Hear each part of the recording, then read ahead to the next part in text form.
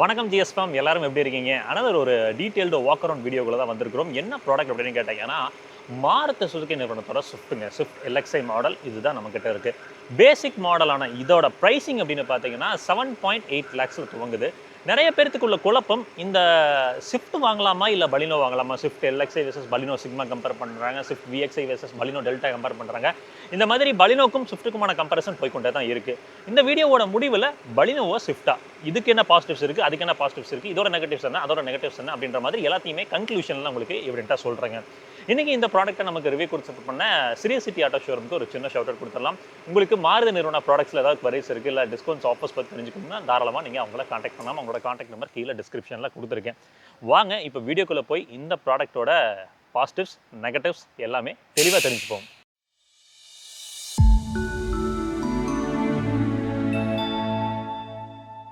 இந்த மாருதி ஸ்விஃப்ட்ல என்னெல்லாம் colour options கிடைக்குது அப்படின்றத எவிடென்ட்டா நீங்க இப்போ ஸ்க்ரீன்ல பார்க்க முடியும். சேஃப்டி நிறைய பேர் கேட்குறது மாருதி சுசுகி ரிலேட்டட் ப்ராடக்ட்ஸில் இந்த சேஃப்டி வந்து நல்லா இருக்குமா, பில்டு நல்லா இருக்குமா, ஸ்ட்ரக்சர் இம்ப்ரூவ் பண்ணியிருக்காங்களா, டிசைர் வந்து 5 ஸ்டார் என்கேப் வாங்கிருச்சு, அதே மாதிரி மற்ற ப்ராடக்ட்ஸ் 5 ஸ்டார் என்கேப் வாங்குமா அப்படின்ற கேள்வி எல்லார் மனசுலையுமே இருக்க தான் செய்யுது. இந்த ப்ராடக்டோட கர்வ் வெயிட்னு பார்த்தீங்கன்னா 925 கிலோகிராம்ஸ் இருக்குங்க. ஸோ ஸ்ட்ரக்சரல் ஸ்ட்ரென்த்னு பார்த்தீங்கன்னா அந்த 5th ஜென்ரேஷன் ஹார்டாக் பிளாட்ஃபார்ம் வந்ததுலேருந்து அந்த டென்சைல் ஸ்ட்ரென்த் இம்ப்ரூவ் ஆயிடுச்சு. ஸ்ட்ரக்சர் பொறுத்த வரைக்கும் ஃப்ரெஜலாக இல்லை. அதோட எடுத்துக்காட்டு தான் அந்த 5 ஸ்டார் என்கேப் அப்படின்றது டிசைர் வாங்கினது. ஸோ இந்த ஸ்விஃப்ட்டுமே வந்து பார்த்தீங்கன்னா ஃப்ரெஜலாக இருக்காது. உங்களுக்கு ஸ்ட்ரக்சரல் வைஸ் நல்லா தான் பண்ணியிருப்பாங்க. 6 airbags, ABS, EBD, electronic stability program, hill start assist control இந்த மாதிரி விஷயங்கள்லாம் ஸ்டாண்டர்டாக கொடுத்துருக்காங்க. இங்கே 6 ஏர்பேக்ஸ் ஸ்டாண்டர்டாக கிடைக்குது. பட் பலினோ போகிறப்ப அந்த 6 ஏர்பேக்ஸ் ஸ்டாண்டர்ட் அப்படின்றது கிடைக்கிறது இல்லை. அங்கே டியூவல் ஏர்பேக்ஸ் தான் கிடைக்குது. டாப் ஆஃப் த லைன் போனீங்கன்னா தான் உங்களுக்கு அந்த 6 ஏர்பேக்ஸ் அப்படின்றத கொடுத்துருக்காங்க. எக்ஸ்டீரியர் ஷீட் மெட்டல் குவாலிட்டியாக இருக்கட்டும், சைடில் இருக்கக்கூடிய பேனல்ஸ் குவாலிட்டி, ஃப்ரண்ட் பம்பர்ஸோட குவாலிட்டிலாம் வந்து ரொம்ப ஃப்ரெஜலாக இருக்கான்னு கேட்டிங்கன்னா இல்லை. ஓரளவுக்கு டீசெண்டாக மேக் ஓவர் பண்ணியிருக்காங்க. ரொம்ப அழுத்தினா உள்ளே போகும் பார்த்தீங்களா, அந்த மாதிரிலாம் அந்த எக்ஸ்டீரியர் ஷீட் மெட்டல் குவாலிட்டி கொடுக்கல. ஸோ இந்த ப்ராடக்ட்டோட சேஃப்டி ரிலேட்டடாக பார்த்தீங்கன்னா அவ்வளோதாங்க. ஒரு கிராஷ் டெஸ்ட் மேபி நடந்துச்சு அப்படின்னா இன்னும் எவிடென்ட்டாக மக்களுக்கு ஒரு புரிதல் கிடைக்கும். 1.2 லிட்டரில் 3 சிலிண்டர் நேச்சுரலி ஆஸ்பிரேட்டட் பெட்ரோல் கொடுத்துருக்காங்க. Z12E அப்படின்னு இதை அழைக்கிறாங்க. இந்த Z சீரிஸ் ஆஃப் இன்ஜின் தான் இனி வந்து மாருதி சுசுகியோட ஃபியூச்சர் லைனப்ஸில் பார்க்க முடியும். இந்த K சீரிஸோட பரிணாமம் அப்படின்றது, வளர்ச்சி அப்படின்றது இனி இருக்காது. முழுக்க முழுக்க இந்த Z சீரிஸை நம்பி தான் போக போகிறாங்க. பிரசாலையே இந்த இன்ஜினில் டர்போ ஃபிக்ஸ் பண்ணி தான் 1.2 லிட்டர் MPFI டர்போவை கொண்டு வர போகிறாங்க. அதே மாதிரி ஃபியூச்சரில் பலினோலையும் இந்த மாதிரி இந்த இன்ஜின்ஸ் தான் நீங்கள் பார்க்க முடியும். ஸோ K சீரியஸ் என்ஜினை ப்ரிஃபர் பண்ணுறவங்க இப்போவே வாங்கிக்கோங்க. சரி, இந்த 3 சிலிண்டர் என்ஜின் வந்து ரிஃபைன்மெண்ட் லெவல்ஸ் எப்படி இருக்குது அப்படின்றத நான் உங்களுக்கு காமிச்சு கொடுக்குறேன். கீழே வந்து கன்சீல் பண்ணியிருக்காங்களா கேட்டாங்கன்னா கன்சீல் பண்ணியிருக்காங்க. இன்னொரு விஷயம் நான் என்ன பார்த்தேன்னா, டிசைரில் ஆக்சுவலாக வந்து லைனஸில் அந்த NVHக்கு அந்த இன்சுலேஷன் பேக் போடுவாங்க. அந்த பேக் வந்து பார்த்தீங்கன்னா டிசைரில் இல்லை, பலினோல் இல்லை, ஃப்ராங்ஸ் இல்லை, பட் ஸ்விஃப்ட்டில் போட்டிருக்காங்க. பிளாக் கலரில் போட்டிருக்காங்க. இந்த இடத்துல என்ன கதைன்னு தான் எனக்கு புரியலைங்க. இது விட பெட்டராக இருக்குது. அதாவது மேபி இந்த 3 சிலிண்டர் வந்து இன்னும் கொஞ்சம் சத்தம் அதிகமாக வருது அப்படின்னு சொன்னாலுமே அதை டிசைரில் ஃபாலோ பண்ணியிருக்கணும்ல, பண்ணலை. ஏன்னு தெரியல. சரி, ஓகே, ஃபஸ்ட்டு இந்த என்ஜினோட ரிஃபைன்மெண்ட் லெவல்ஸ் எப்படி இருக்குன்னு பார்க்கலாம்.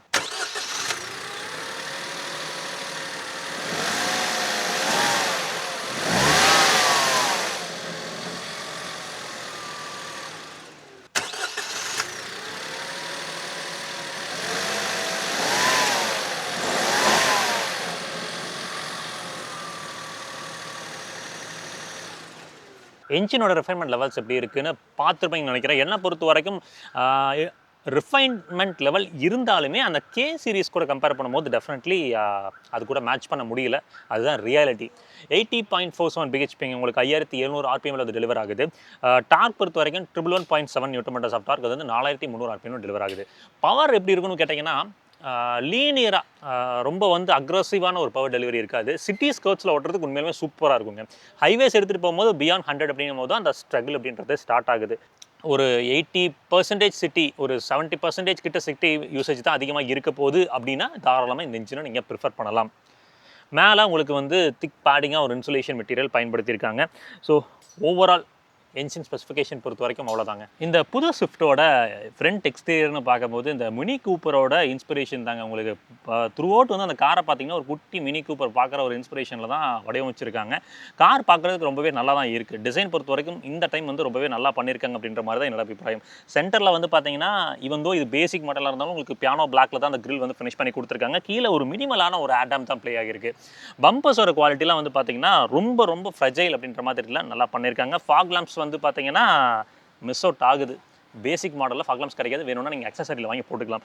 163 mm கிரவுண்ட் கிளியரன்ஸுங்க. ஸோ கிரவுண்ட் கிளியரன்ஸ் மட்டும்தான் குறைவு அப்படின்றப்போ உங்களுக்கு பலினோ வந்து 170 ஒரு 7 mm பெட்டர். கொஞ்சம் ஸ்பீட் பிரேக்கர்ஸில் போகிறீங்க வரீங்க அப்படின்னா கொஞ்சம் பார்த்து சூதனமாக போய்க்குங்க. சஸ்பென்ஷனும் சாஃப்ட்வேர் சைடில் இருக்கிறனால அது மட்டும் நீங்கள் கேர்ஃபுல்லாக இருக்கணும். ஹெட்லாம்ப்ஸ்னு பார்த்தீங்கன்னா ஹாலஜன் ப்ரொஜெக்டர்ஸில் தான் ஹெட்லாம்ப் போயிருக்காங்க. உங்களுக்கு டிஆர்எல்ஸ்லாம் கிடையாதுங்க. ஒரு சில்வர் குரோம் இன்சர்ட் தெரியுதுங்களா உள்ள, கைண்ட் ஆஃப் அது வந்து ஒரு டிஆர்எல் எக்ஸ்பீரியன்ஸ் கொடுக்குறதுக்கு பண்ணியிருக்காங்க. ஹாலஜனில் இண்டிகேட்டர்ஸ் கிடைக்குது. அதுக்கப்புறம் வந்து பார்த்தீங்கன்னா ஒரு சிக் லேம்ப் வந்து ஹாலஜன் பல்ப் போட்டிருக்காங்க. ஸோ ஃப்ரண்ட் ப்ரொஃபைல் பொறுத்த வரைக்கும் அவ்வளோதான். மாருதி ஸ்விஃப்ட்டோட சைட் ப்ரொஃபைல் பார்க்கலாம் அப்படின்னு வரப்போ ஒரு இம்ப்ரெசிவான ஒரு ஸ்டைலிங் தான் நம்மளால் பார்க்க முடியுது. 2450 mm இந்த ப்ராடக்டோட வீல் பேஸாக இருக்குங்க. இந்த மாருதி ஸ்விஃப்ட் கூட கம்பேர் நீங்கள் பண்ணி பார்க்கக்கூடிய பலினோவையும் காமிச்சிருக்கேன், டாடா டேகோவையும் காமிச்சிருக்கேன். ஸோ தட் உங்களுக்கு இந்த ப்ராடக்ட் இந்த இடத்துல பிளேஸ் ஆகுது அப்படின்றது உங்களுக்கு எவிடென்ட்டான ஒரு புரிதல் கிடைக்கும். ஏன்னா இந்த டைமென்ஷன் கம்பேரிசன் அப்படின்றது தான் ஃபார் எக்ஸாம்பிள் வந்து பலினோட வித் எப்படி இருக்குது, பலினோட வித்துக்கும் ஸ்விஃப்ட்டோட வித்துக்கும் எவ்வளோ வித்தியாசம், அகலம் எவ்வளோ வித்தியாசம். அப்போ தான் நம்ம வந்து பின்னாடி 3 பேர் உட்கார முடியுமா, 2 பேர் உட்கார முடியுமா, அந்த மாதிரி எர்கனாமிக்ஸ் ரிலேட்டடாக புரிஞ்சிக்க முடியும். அது நீங்கள் அந்த ஸ்க்ரீனில் பார்த்தது வச்சு புரிஞ்சிக்க முடியும்னு நினைக்கிறேங்க. இந்த வாகனத்தில் டயர் ப்ரொஃபைல் அப்படின்னு பார்த்தீங்கன்னா 165 80 6 14ங்க 14 inch டயர்ஸ் தான் போயிருக்காங்க. கொஞ்சம் ஸ்கின்னியாக தான் இருக்குது, கொஞ்சம் இல்லை நல்லாவே ஸ்கின்னியாக தான் இருக்குது. ஃப்ரண்ட்டில் டிஸ்பிளே கொடுத்துருக்காங்க, ரியரில் ட்ரம் பிரேக்குங்க, வீல் கேப்ஸ்லாம் எதுவும் கிடைக்கல, நீங்கள் வாங்கி போட்டுக்கணும். லைனஸ் பொறுத்த வரைக்கும் வந்து பிளாஸ்டிக் லைனர் வந்து செமி கன்சீல்டாக இருக்குது. பேசிக் மாடலில் உங்களுக்கு எப்பவுமே பேசிக்காக காமிக்க நினைப்பாங்க, அதுதான் இங்கேயும் நடந்திருக்கு. ஃபெண்டரில் நமக்கு டர்ன் இண்டிகேட்டர்ஸ் வந்து எம்பெட் பண்ணி கொடுத்துருக்காங்க. வார்வியம் கன்சோல் உங்களுக்கு அன்பெயிண்டடாக தான் கிடைக்குது. இங்கே உள்ளே இருக்கக்கூடிய மிரரும் சரி, இந்த கன்சோலும் சரி, எல்லாமே நீங்கள் மேனுவலாக தான் அட்ஜஸ்ட் பண்ணிக்க முடியும். உள்ளே இந்த மிரர் அட்ஜஸ்ட் பண்ணுறது ஒரு ஜாய்ஸ்டிக் கூட, மேனுவல் ஜாய்ஸ்டிக் கூட கொடுக்கல. அது ரொம்பவே வருத்தமாக இருக்குது. இந்த மிரரை நம்ம கையில் தான் அட்ஜஸ்ட் பண்ணிக்கணும். கால கொடுமுடா கதிரவா அப்படின்ற மாதிரி தான் இருக்குது. டோரோட தட் பொறுத்த வரைக்கும் டீசெண்டாக இருக்குங்க, ரொம்ப சாலிட் அப்படின்ற உணர்வு இல்லை. இங்கேயுமே பிளாக் கலரில் அந்த டோர் ஹேண்டில் வந்து ஓப்பன் பண்ணுற ஹேண்டில் ஃபினிஷ் பண்ணியிருக்காங்க. பாடி கலர்லையும் கொடுக்கவில்லை. டே லைட் ஓப்பனிங்ஸ் அப்படின்னு பார்த்தீங்கன்னா எனக்கு தெரிஞ்சு நல்லாவே பண்ணியிருக்காங்க. இது வரைக்கும் இருக்குது. முதல்ல தான் டோர் ஓப்பன் பண்ணுற ஹேண்டில் இந்த இடத்துல கொடுத்துருப்பாங்க, அது திரும்ப வந்து பல இடத்துக்கு போயிடுச்சு. ஸோ இங்கே வந்து அந்த டே லைட் ஓப்பனிங்கிறது கண்டிப்பாக நல்லா இருக்கும். ஏன்னா உள்ள ஃபுல்லாக கம்ப்ளீட்டாக ஒரு பிளாக் தீமில் தான் போயிருக்காங்க. அப்படின்றப்ப இந்த வெளிச்சம் நல்லா கிடச்சதுனா தான் உள்ள கிளாஸ்ட்ரோஃபோபிக் உணர்வை கொடுக்காம இருக்கும். இங்கே எனக்கு தெரிஞ்சு வந்து அந்த கிளாஸ்ட்ரோஃபோபிக் உணர்வு வராதுங்க. ஏன்னா உங்களுக்கு ஃபுல்லாக வந்து நல்ல ஒரு லைட் ஓப்பனிங் கிடச்சிருக்கு. இப்போது இந்த மாருதி ஸ்விஃப்ட்டோட சஸ்பென்ஷன் கேலிப்ரேஷன் பற்றி பேசலாங்க. ஸ்விஃப்ட் நம்ம டிரைவ் ரிவ்யூ ஒன்று போட்டிருக்கோம், அதுக்கான லிங்க் கொடுத்துருக்கேன், நீங்கள் செக் பண்ணுங்கள். ஸ்விஃப்ட்டை பொறுத்த வரைக்கும் அந்த சஸ்பென்ஷன் அப்படின்றது பழைய ஸ்விஃப்ட்டை காட்டிலும் இந்த ஸ்விஃப்ட் ரொம்பவே பிரமாதமாக பண்ணியிருந்தாங்க. பலினோவை விட ஒரு ஸ்டெப் வந்து சஸ்பென்ஷனில் இது எக்ஸல் ஆகுங்க. நல்ல கம்ஃபர்டபுளாக உள்ள வச்சுக்கும். எந்த பாஸ்கோல்ஸில் கொடுத்தீங்களோ அந்த அப்சர்வ் பண்ணிவிட்டு உங்களுக்கு உள்ளே வந்து அந்த தம்முன்னு விழுகாமல் அவ்வளோ ஸ்மூத்தான ஒரு கம்ஃபர்ட்டை தான் உள்ளே உங்களுக்கு எடுத்து கொடுக்கும். மேக்பாசன் ஸ்டட் ஃப்ரண்ட்டில் கொடுத்துருக்காங்க, பின்னாடி வந்து டார்ஷன் பீம் தான் கொடுத்துருக்காங்க. ஸோ சஸ்பென்ஷன் ரிலேட்டடாக ரொம்பவே நல்லா எக்ஸல் ஆகியிருக்கு. பின்னாடி நான் சொன்னதான் ட்ரம் பிரேக் தான். லைனஸ் பொறுத்த வரைக்கும் எனக்கு தெரிஞ்சு வந்து ஓரளவுக்கு கன்சில் பண்ணியிருக்காங்கன்னு கேட்டிங்கன்னா ஓரளவுக்கு நல்லாவே கன்சில் பண்ணியிருக்காங்க. அதில் குறைகள்லாம் எதுவும் தெரியவில்லை. டெயில் லேம்பை பொறுத்த வரைக்கும் ஒரு இன்வெர்ட்டடான ஒரு சி ஷேப்பில் போயிருக்காங்க. இந்த கன்சோல் இருக்குது பார்த்தீங்களா, இது வந்து எல்இடி தான். இது வந்து நீங்கள் பிரேக்ஸை புஷ் பண்ணிங்கன்னா எரியுது. இது வந்து பார்த்தீங்கன்னா ஒரு ஹாலஜன் பல்புங்க. அது வந்து நீங்கள் ரிவர்ஸ் கியர் போடுறீங்க அப்படின்னா உங்களுக்கு ரிவர்ஸ் கைட் லேம்பாக உதவுது. கீழே இண்டிகேட்டர்ஸ் பொறுத்த வரைக்கும் ஹாலஜனில் தான் போட்டிருக்காங்க. டெயில் லேம்ப் கன்சோல் பொறுத்த வரைக்கும் இப்படி தான் வடிவமைக்கப்பட்டிருக்கு. ரியரில் நமக்கு வைப்பர் கொடுக்காட்டியும் டீஃபகர் கொடுத்துருக்காங்க பேஸ் மாடலில். அது நல்ல விஷயம் தான். ஹை மவுண்டட் ஸ்டாப் லாம்ப்ஸ் கிடைக்குது. பேசிக் மாடல்லே நமக்கு ஷார்க் ஃபின் ஆண்டனா தாங்க கிடைக்கும். இங்கே வந்து இன்னும் அந்த இன்ஸ்டலேஷன் இன்னும் முடியலை, முடிஞ்சதுன்னா உங்களுக்கு பார்க்க முடியும். ரிவர்ஸ் பார்க்கிங் சென்சர் அப்படின்னு பார்க்குறப்போ 1 2 3 4 பார்க்கிங் சென்சர் போட்டுருக்காங்க. இங்கே வந்து ரிஃப்ளெக்டர்ஸ் வந்து கீழே இந்த இடத்துல போட்டிருக்காங்க. பம்பர்ஸ் எப்படி இருக்குது அப்படின்னு கேட்டிங்கன்னா ஓகேவா இருக்குங்க. பூட் ஸ்பேஸ்னு பார்க்குறப்போ 265 லிட்டர்ஸ் கிடைக்குதுங்க. லோடிங் லிப்னு பார்த்தீங்கன்னா இந்த அளவுக்கு இருக்குது. பட் திங்ஸ் வச்சுக்கிறதுக்கு அக்காமடேட் பண்ணிக்கிறதுக்கு ஒரு தாராளமான ஒரு பூட் ஸ்பேஸ் தான். ரொம்ப வந்து காம்பேக்டாக இல்லை, கண்டிப்பாக யூஸபிளாக தான் இருக்கும். ஒரு 4 பேர் ட்ராவல் பண்ணுற மாதிரி தான் இந்த வண்டி. 5 பேருங்கிறது கொஞ்சம் சங்கடம் தான். அடுத்து 165 80 6 14ங்க. உங்களுக்கு சேம் ஸ்டீல் வீல்ஸ் தான் கிடைக்குது. சைஸில் காம்ப்ரமைஸ் இல்லை. இதுக்கு மேலே காம்ப்ரமைஸும் பண்ண முடியாது. ஏன்னா ஆல்ரெடி 14 inch போயிட்டாங்க. இதுக்கு மேலே போனால் 13 inch தான் கிடைக்கும். டோர் பேட்ச் அப்படின்னு பார்த்தோம்னா இங்கே கொஞ்சம் ஒரு டெக்ஸ்சர் பிளாஸ்டிக்குங்க. எங்கேயுமே வந்து சாஃப்ட் டச் ஃபேப்ரிக்கும் அந்த மாதிரி விஷயங்கள்லாம் எதுவும் இல்லை. ரியரில் நமக்கு பேசிக் மாடல்லையும் நமக்கு பவர் விண்டோஸ் கொடுத்துட்டாங்க. இதில் சுற்றுற மாதிரி வச்சு ரொம்ப சிரமப்படுத்தலை. பட் இங்கே வந்து அந்த 1 லிட்டர் வாட்டர் பாட்டில் வைக்கிறதே கொஞ்சம் நெருக்கி தான் வைக்கணும்னு நினைக்கிறேன். ஏன்னா இதை கொஞ்சம் பெருசாக கொடுத்துருந்துருக்கலாம். இதில் என்ன பிரச்சனை அப்படின்றது எனக்கு புரியலை. ஸோ டோர் பேட்ஸ் எல்லாம் வந்து பார்த்திங்கன்னா ஷட்டர் லைன்ஸ்லாம் ப்ராப்பராக இருக்கான்னு கேட்டிங்கன்னா ஓகேவாக இருக்குது. இப்போது வாகனத்தோட ரியர் சீட் ஸ்பேஸ் பார்க்கலாம். உள்ளே ஏறி உட்காந்துருவோம். இன்க்ரெஸ்லாம் நல்லா கம்ஃபர்டபுளாக தாங்க இருக்குது. ஓகே, ஃபஸ்ட்டு லெக் ஸ்பேஸ் பற்றி பேசலாம். இங்கே பாருங்கள், இது வந்து என்னோட டிரைவிங் போஸ்டருக்கு தகுந்த மாதிரி இந்த ஃப்ரண்ட் சீட்ஸ் இருக்குது. லெக் ஸ்பேஸ், நீ ஸ்பேஸ் அப்படின்றத பொறுத்து பார்த்தோம்னா நல்லா தாங்க இருக்குது. அதில் இல்லாமல் எந்த விதமான ஒரு குறைபாடும் இல்லை. காலை கீழே வைக்கிறதுக்கு மட்டும்தான் நம்ம வந்து சீட்ஸோட லேட்ச் இருக்குது பார்த்தீங்களா, அது கொஞ்சம் தொந்தரவாக இருக்கும். அதனால் சென்டரில் நம்ம காலை நீட்டிக்கிற மாதிரி இருக்கும். காலை இப்படி நீட்ட முடியாது, இப்படி தான் நம்ம நீட்டிக்கணும். இங்கே கொஞ்சம் வந்து ஸ்கூப் பண்ணி கொடுத்துருக்காங்க. ஸோ லெக் ஸ்பேஸ் அண்ட் நீ ஸ்பேஸில் எந்த விதமான ஒரு பிரச்சனையும் நம்மளால் உணர முடியாது. இங்கே அண்டர் தை சப்போர்ட்னு பார்த்தீங்கன்னா உங்களுக்கு காலை நம்ம நேராக அப்படி நீட்டி உட்காந்தோம்னா இங்கே பாருங்கள் ஓரளவுக்கு இருக்குது. பட் இன்னும் கொஞ்சம் வந்திருக்கணும். இன்னும் அட்லீஸ்ட் கொஞ்சமாவது வந்திருந்ததுன்னா எல்லாத்துக்குமே வந்து கொஞ்சம் பெட்டரான ஒரு தை சப்போர்ட்டை கொடுத்துருக்கும். இப்போ வரைக்கும் டீசென்ட் அப்படின்ற மாதிரி சொல்லலாம். காலை வந்து இப்படி வச்சு உட்காந்தோம்னா உங்களுக்கு இருக்காது, தெரியுதுங்களா? ஸோ கம்ஃபர்ட் ஜோனில் உட்காரும் போது ஓகேவான ஒரு அண்டர் தை சப்போர்ட்டை நம்மளால் உணர முடியும். மேலே ஹெட்ரூம் இப்போ எப்படி இருக்குது அப்படின்றத பற்றி பேச ஆரம்பிக்கலாம். இங்கே பாருங்கள், ஹெட்ரெஸ்ட் எதுவும் இல்லை. சாய்ச்சிங்கன்னா தலை இப்படி தான் சாயும். ஸோ ஹெட்ரெஸ்ட் இல்லாதது கண்டிப்பாக ஒரு பாதிப்பாக தான் இருக்குது. என்னை பொறுத்த வரைக்கும் ஒரு ஃபிக்ஸ்டு ஹெட்ரெஸ்ட் தான் கொடுத்துருக்காங்க. பட் ஹெட்ரூம்னு வந்து பார்த்தீங்கன்னா டீசெண்டாக இருக்குது. இப்படி சாஞ்சு உட்கார போகிறதில்ல, இப்படி தான் உட்கார முடியும். ஏன்னா அந்த ஹெட்ரெஸ்ட்டு வந்து பிரயோஜனமாக இல்லை. அப்படின்றப்போ ஒரு டீசெண்டான ஒரு ஹெட்ரூமை நம்மளால உணர முடியுது. சீட்ஸோட எர்கோனாமிக்ஸ்னு பார்க்குறப்போ லம்பார் சப்போர்ட் எனக்கு தெரிஞ்ச டீசெண்டாக இல்லை, நல்லாவே பண்ணியிருக்காங்க. நான் உட்கார்றப்போ முதுகுக்கு நல்லா தெரியுதுங்க. பட் ஷோல்டருக்கான சப்போர்ட் தான் எதுவுமே இல்லை, தெரியுதுங்களா? ஒரு ஃப்ளாட்டாக தான் வடிவமைச்சிருக்காங்க. இந்த இடம் வந்து இப்படி அழகாக போயிருக்குது, இப்படி வந்துருக்கு. ஸோ லம்பருக்கு ப்ராப்பரான ஒரு சப்போர்ட் இருக்குது. பட் ஷோல்டருக்கு இன்னும் கொஞ்சம் என்ஹான்ஸ் பண்ணி கொடுத்துருந்துருக்கலாம். 3 ELR சீட் பெல்ட்ஸ் கிடைக்குதுங்க 3 பேசஞ்சருக்குமே. ஹம்ப் பார்த்தீங்களா, இது என்னடா ஹம்ப் இது அப்படின்னு கேட்குற மாதிரி தான் இருக்குது. ரொம்ப பெரிய ஹம்பாக தான் இருக்குது. பலினோவில் இதை விட கம்மியாக தான் இருக்குது. ஏன் இதில் இவ்வளோ பெரிய ஹம்ப் அப்படின்றது எனக்கு புரிதல் எடுத்துக்க முடியலை. 2 அடல்ட் உட்காரலாம், சென்டரில் 3வது அடல்ட்டுங்கிறது வாய்ப்புகள் ரொம்ப குறைவு. ஒரு கிட் உட்காரலாங்க, அந்த மாதிரி தான் இருக்க போகுது. ஸ்ட்ரிக்ட்லி ஃபார் 4 அடல்ட்ஸ் அப்படின்னு சொல்லலாம். பட் பலினோவில் இதோட சின்ன அட்வான்டேஜ் என்னன்னா ஒரு 3 அடல்ட்டுங்கிறது அட்ஜஸ்ட் பண்ணி உட்கார முடியும். ரியரில் நமக்கு ஏசி வென்ஸ்லாம் எதுவும் கிடைக்கல. டேஷ்போர்ட் பாருங்கள், எத்தனை பேனல்ஸ் எங்கே பாருங்கள். மேலே ஒரு பேனலு, அதுக்கப்புறம் சென்டரில் ஒரு பேனலு, அதுக்கப்புறம் சென்டரில் இந்த இடத்துல ஒரு பேனலு, அப்புறம் கீழே இங்கே ஒரு பேனலு, இப்படி ஒரு பேனலு, இப்படி ஒரு பேனலு. எத்தனை பேனல்ஸுங்க. ஒரு இங்கே பாருங்கள், ஏசிக்கு இந்த இடத்துல தனியாக ஒரு பேனலு. இது ஏன் இத்தனை பேனல்ஸ் போடுறாங்கன்னு தான் எனக்கு புரியல. ஏசி வென்ஸோட நாப் குவாலிட்டியுமே கொஞ்சம் ஃப்ரெஜைலாக தான் இருக்குது. இந்த மாதிரி பேனல்ஸ் போகிறப்போ என்னடாங்க, இது எல்லாமே இன்டர்லாக்கிங் பேனல்ஸுங்க. ஒரு 30,000-40,000 கிலோமீட்டர் வரும்போது ரேட்டில் ஆக ஆரம்பிச்சிடும். அதுதான் பிரச்சனை. பார்க்குறதுக்கு ரொம்ப அழகாக இருக்கும், ஒரு மாடர்ன் லுக்காக இருக்கும். பட் இது என்னென்னா ரேட்டில் ஆகும், அதுதான் பிரச்சனை. இதை கொஞ்சம் குறைச்சிக்கிட்டாங்கன்னா நல்லாயிருக்கும். டிவி பொட்டி மாதிரி இருக்குது பார்த்தீங்களா, இங்கே இன்ஃபோர்டைன்மெண்ட் சிஸ்டம்லாம் எதுவும் கிடைக்கல. க்ளவ் பாக்ஸ் பொறுத்த வரைக்கும் ஒரு ஆப்டிமலான சைஸில் கொடுத்துருக்காங்க. கூலிங் ஃபங்க்ஷனாலிட்டிலாம் எதிர்பார்க்க முடியாது.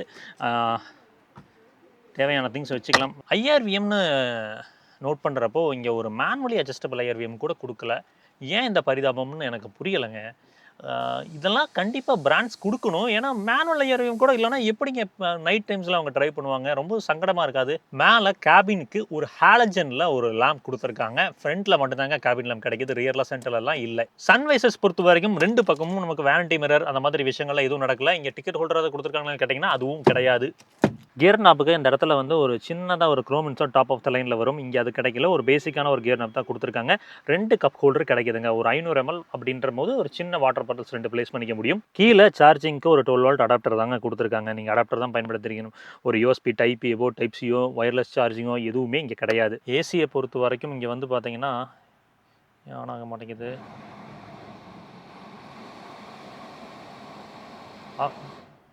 இருங்க, இது அழுத்தினா ஏசி அழுத்தினா ஆன் ஆகலை. இதில் மேபி இங்கே ஆன் ஆகுது. மேக்ஸ் கூல் ஏசி ஃபங்க்ஷனும் கொடுத்துருக்காங்க. நல்ல ஒரு த்ரோ வருதுங்க. ஸோ ஏசியை பொறுத்த வரைக்கும் குறைகள் இல்லை, நல்லாவே கொடுத்துருக்காங்க. ஒரு சில்லர் யூனிட் தான். MID கிளஸ்டர்னு பார்க்கும்போது உங்களுக்கு அனலாகில் ஒரு ஸ்பீடோமீட்டர் அண்ட் டேக்கோமீட்டர் போட்டிருக்காங்க. சென்டரில் நமக்கு வந்து ஒரு மோனோக்ரோம் டிஸ்பிளேங்க. இதில் நமக்கு தேவைக்கேற்ப இன்ஃபர்மேஷன்ஸ் எல்லாமே நம்மளால் பார்த்துக்க முடியும். ஆவரேஜ் ஃபியூல் எக்கானமி, அதுக்கப்புறம் ரேஞ்சுங்க, இந்த மாதிரி விஷயங்கள் எல்லாமே கிடைக்கும். ஸோ சீட் பெல்ட் ரிமைண்டர்ஸ் அப்படின்றது வந்து லோட் சென்சரோட கொடுத்துருக்காங்க. முதல்ல மாதிரி சீட் பெல்ட் வந்து ஆள் இருந்தாலும் இல்லாட்டியும் பக்கில் பண்ணி தான் இருக்கணும், இல்லைன்னா அந்த வார்னிங் வந்துகிட்டே இருக்கும். பட் இப்போ வந்து லோ சென்சர்ஸ் எல்லா சீட்ஸ்க்குமே கொடுத்துட்டாங்க. கீஸ் பொறுத்த வரைக்கும் லாக்கு அன்லாக் அது கூட இருக்கக்கூடிய ஒரு பேசிக்கான கீ தாங்க. சுசுக்கியில் உங்களுக்கு டிப்பிக்கலாக கிடைக்கும் இல்லைங்க, அந்த கீ தான் கொடுத்துருக்காங்க. கீஸை தயவு செஞ்சு மாற்றினாங்கன்னா கொஞ்சம் நல்லாயிருக்கும். ஸ்டீரிங் பொறுத்த வரைக்கும் ஒரு லெதர் வாப்பிங் அந்த மாதிரி விஷயங்கள் எல்லாம் ஒரு 3 ஸ்போக் யூனிட் தான். Audio mounted control, steering mounted controls எதுவுமே இல்லாமல் ஒரு எம்டியாக தான் கொடுத்துருக்காங்க. டில்ட் அட்ஜஸ்ட்மெண்ட் கிடைக்குதா? டில்ட் கிடைக்குது. டெலஸ்கோபிக் அட்ஜஸ்ட்மெண்ட் மட்டும் கிடைக்கல. ட்ராக்ஷன் கண்ட்ரோல் ஆன் ஆஃப் பண்ணிக்கிறதுக்கு, idle stop system on off பண்ணிக்கிறதுக்கு, ஹெட்லாம்பை லெவல் பண்ணிக்கிறதுக்கான ஸ்விட்சஸ் எல்லாமே இங்கே லேவர் நடந்திருக்கு. ABC பெடல்ஸ்க்கான ஸ்பேசிங் பெர்மனெண்ட்டாக இருக்குது. டெட் பெடல் ஒன்று கொடுத்துருக்காங்க. பட் என்னன்னா அது கொஞ்சம் ஹைட் மேலே கொடுத்துருக்கலாமான்னு தோணுதுங்க. கால் வந்து ரொம்ப கீழே போகுது. இங்கே பாருங்கள், கொஞ்சம் இந்த அளவில் இருந்திருந்ததுன்னா நல்லா இருந்திருக்கும். சீட் அப்ஹோல்ஸ்ட்ரின்னு பார்க்குறப்போ ரொம்ப சாஃப்ட்டுங்க. இங்கே பாருங்கள், இது என்னென்னா உட்கார்றப்ப கம்ஃபர்டபுளாக இருந்தாலும் லாங் ட்ராவலில் கொஞ்சம் தொந்தரவாக இருக்கும். அண்டர் தை சப்போர்ட் பற்றி பேசலாம். கோ டிரைவர் கூட வர பேசஞ்சர் உட்காந்துருக்கிறப்ப காலை நார்மலாக வச்சுருந்தாங்கன்னா உங்களுக்கு அண்டர் தை சப்போர்ட் லேக் ஆகிற ஒரு உணர்வு இருக்கும், தெரியுதுங்களா? அதுவே வந்து காலை வச்சுருக்காங்க அப்படின்றப்போ வந்து உங்களுக்கு தெரியுதுங்களா, கொஞ்சம் வந்து பெட்டராக இருந்திருக்கலாமா அப்படின்ற மாதிரி தான் என்னோட அபிப்பிராயங்க. ஸோ அண்டர் தை சப்போர்ட் கொஞ்சம் ஒர்க் பண்ணியிருந்திருக்கலாம். சீட் ஹைட் அட்ஜஸ்ட் கிடைக்குதான்னு கேட்டிங்கன்னா இல்லை. லம்பார் சப்போர்ட் அப்படின்னு பார்க்குறீங்க, ஷோல்டர் சப்போர்ட்னு பார்க்குறீங்கன்னா பர்ஃபெக்டாக இருக்குது. அதில் வந்து ரொம்பவே நல்லா பண்ணியிருக்காங்க. அதெல்லாம் எந்த விதமான குறைகளும் இல்லை. அப்படியே ஒரு பக்கெட் ஃபிட் கிடைக்குதுங்க. ஃப்ரண்ட்டில் உட்காரக்கூடிய பேசஞ்சருக்கு ஷோல்டருக்கான சப்போர்ட்டாக இருக்கட்டும், லம்பருக்கான சப்போர்ட்டாக இருக்கட்டும், ஒரு நல்ல ஒரு டிரைவிங் பொசிஷன் எடுத்து உங்களால் ட்ரைவ் பண்ண முடியும். விசிபிலிட்டின்னு பார்த்தீங்கன்னா நல்லா க்ளீன் அண்ட் கிளியராக கிடைக்குமான்னு கேட்டிங்கன்னா இப்போ வந்து இதில் சீட் ஹைட் அட்ஜஸ்ட் கிடையாது. பட் இருந்தாலும் எனக்கு அந்த போனட்டோட விசிபிலிட்டி வந்து பெட்டராக இருந்திருக்கலாம் கண்டிப்பாக. ஏன்னா என்னால் வந்து ப்ராப்பராக அந்த சைடு இந்த சைடு ஓரளவுக்கு தெரியுது. பட் அந்த சைடு வந்து எனக்கு ஜட்ஜ்மெண்ட் எடுக்கிறது கொஞ்சம் கஷ்டமாக இருக்கும். கொஞ்சம் இப்படி எட்டி பார்த்தா எடுக்கிற மாதிரி இருக்கும். ஸோ இங்கே தான் அந்த சீட் ஹைட் அட்ஜஸ்டர் அப்படின்றதோட ரோல் ப்ளே ஆகுது. ஸ்விட்சஸ் பார்க்குறப்பவே உங்களுக்கு தெரிஞ்சிருக்கும், எல்லா விண்டோவும் பவர் விண்டோ. இந்த டிரைவர் சைடு விண்டோ மட்டும் one touch up and down ஃபங்க்ஷனோட கொடுத்துருக்காங்க. லாக் அன்லாக் பண்ணிக்கிறதுக்கு மீதும் விஷயங்களுக்கு இங்கே ஸ்விட்சஸ் லேவர் நடந்திருக்கு. ஃபேப்ரிக் பேடிங்னு பார்த்தீங்கன்னா தெரியுதுங்களா, இந்த இடத்துல ஒரு ஃபேப்ரிக் பேடிங் கொடுத்துருக்காங்க. ஃப்ரண்ட்டில் ஃபேப்ரிக் பேடிங் இருக்குது, பின்னாடி ஃபேப்ரிக் பேடிங் இல்லை. என்ன கதைன்னு தெரியல. ஒரு 1 லிட்டர் வாட்டர் பாட்டில் வச்சுக்கலாம், கூட நிக்னாக்ஸ் வச்சுக்கிறதுக்கான ஸ்பேசிங் இருக்குது. ஸோ ஃபைனலாக இந்த ப்ராடக்ட்டோட வாக் அரவுண்ட் முடிச்சிட்டோங்க. ஃபஸ்ட்டு சர்வீஸ் காஸ்ட்டை பற்றி பேசிட்டு வாரண்டி பற்றி சொல்லிட்டு மீதம் விஷயங்களை நான் கன்க்ளூட் பண்ணுறேன். சர்வீஸ் காஸ்ட்னு பார்த்தீங்கன்னா ஒரு 2000 ஒரு 5000 ருபீஸ்க்குள்ளே இருக்கும். நான் மேக்ஸிமமே ஒரு 5000 தான் வரதா வந்து வச்சிருக்க யூசர்ஸும் சொல்கிறாங்க. வாரண்டி 3 வருஷம் 1 lakh kilometre standard warranty. Extended warranty போகிறீங்கன்னா 6 வருஷம் 1,60,000 கிலோமீட்டர் அப்படின்றது கிடைக்குது. சரி, கன்க்ளூஷன் என்னப்பா, மாருதி ஸ்விஃப்ட் வாங்கலாமா பலினோ வாங்கலாமான்னு கேட்டிங்கன்னா, ஸ்விஃப்ட்டோட பாசிட்டிவ்ஸ்னு பார்த்தீங்கன்னா உங்களுக்கு காம்பாக்டான டிசைன், சிட்டிக்குள்ளே மூவ் ஓவர் பண்ணுறதுக்கு ரொம்பவே சுலபமாக இருக்கும். அதே மாதிரி சிட்டி ஸ்கர்ட்ஸில் வந்து அந்த இன்ஜினை காட்டிலும் இந்த இன்ஜினோட பவர் டெலிவரிங்கிறது கொஞ்சம் பெட்டராக இருக்குது. மைலேஜ் அப்படின்னு பார்த்தீங்கன்னா சிட்டி ஒரு 50%, ஹைவே ஒரு 50%ன்னு ஓட்டுவீங்க அப்படின்னா உங்களுக்கு பலினோ ஒரு ஸ்டெப் பெட்டராக இருக்கும். சிட்டி மேஜர் அப்படின்னா இந்த இன்ஜின் கொஞ்சம் பெட்டரான ஒரு மைலேஜை எடுத்து தருது. ஹைவே போகிறப்ப என்னன்னா ஒரு 100 கிலோமீட்டர்ஸ் ப்ளஸ் ஸ்ட்ரெச் நீங்கள் ரன் பண்ணுறப்போ இது அந்த பவர் அப்படின்றது கொஞ்சம் திணற ஒரு ஃபீல் வருங்க. ஒரு 100க்கு அப்புறம் வந்து அந்த திணற ஒரு ஃபீல் வரும். வேற பலினோவில் அது இல்லை. 4 பேர் தான் உட்கார முடியும் அடல்ட் அப்படின்றப்போ, அதில் 5 பேர் உட்காரலாம் பலினோவில். சஸ்பென்ஷன் ரீதியாக ஸ்விஃப்ட் எக்ஸல் ஆகுதுங்க. பலினோவை காட்டிலும் டெஃபினட்டாக இது பெட்டராக இருக்குது. ரொம்ப கம்ஃபர்டபுளான ஒரு சஸ்பென்ஷன் கொடுத்துருக்காங்க. டிரைவிங் டைனமிக்ஸும் இதுதான் நல்லா இருக்குது. உங்களுக்கு கார்னர் எடுக்கிறப்பவும் சரி, நீங்கள் ஸ்ட்ரெயிட் லைன்லையும் சரி, ஒரு இந்த ஸ்டெபிலிட்டி அப்படின்றது இது கொஞ்சம் நல்லா கொடுத்துருக்காங்க. ஃபீச்சர்ஸ் கிட்டத்தட்ட சேம் தாங்க, அதுக்கு இதுக்கும் பெருசான ஒரு வித்தியாசம் இல்லை. 6 ஏர் பேக்ஸுங்கிறது இங்கே ஒரு அட்வான்டேஜாக இருக்குது. ஸ்ட்ரக்சரல் ரீதியாக மோர் ஆர் லெஸ் ரெண்டும் சேமாக தான் இருக்கும். பட் 6 ஏர் பேக்ஸ் அட்வான்டேஜ் இந்த ஸ்விஃப்ட்டுக்கு தான் இருக்குது. மைலேஜ் சொல்லிட்டேன். பர்ஃபார்மன்ஸ் ரீதியாக வந்து சிட்டிக்குள்ளது நல்லாயிருக்கும், ஹைவேஸ்க்கு அது நல்லாயிருக்கும். அப்புறம் வேறு என்னங்க சேஃப்டி ரிலேட்டடாக சொல்லியாச்சு. ஃபீச்சர்ஸ்னு பார்த்தீங்கன்னா மோர் ஆர் லெஸ் சிமிலராக தான் இருக்குது நான் அப்ளை சொன்ன மாதிரி. ஸோ ஓவரால் இந்த 2 ப்ராடக்ட்டுக்கும் ஆனால் ஒரு சின்ன கிளிம்ஸ் உங்களுக்கு கிடச்சிருக்கும். இந்த LXi வேரியன்ட் இந்த ப்ரைஸுக்கு ஒர்த்தா இல்லை அப்படின்றத கமெண்ட்டில் மென்ஷன் பண்ணுங்கள், நானும் தெரிஞ்சுக்கிறேன். இன்னொரு வீடியோவில் சந்திப்போம். அது வரைக்கும் எப்பவுமே சொல்கிறதா, ரோட்டில் போய் வரப்போ உங்களை நம்பி இப்படி ஒரு குடும்பம் இருக்கும், அதே மாதிரி ரோட்டில் போய் வர சகமனத்தில் நம்பி நேசிக்கிற ஒரு குடும்பம் இருக்குது. அதை சதச்சிட வேணாம், பத்திரமா போய் பத்திரமா வாங்க. Tata, take care, bye bye.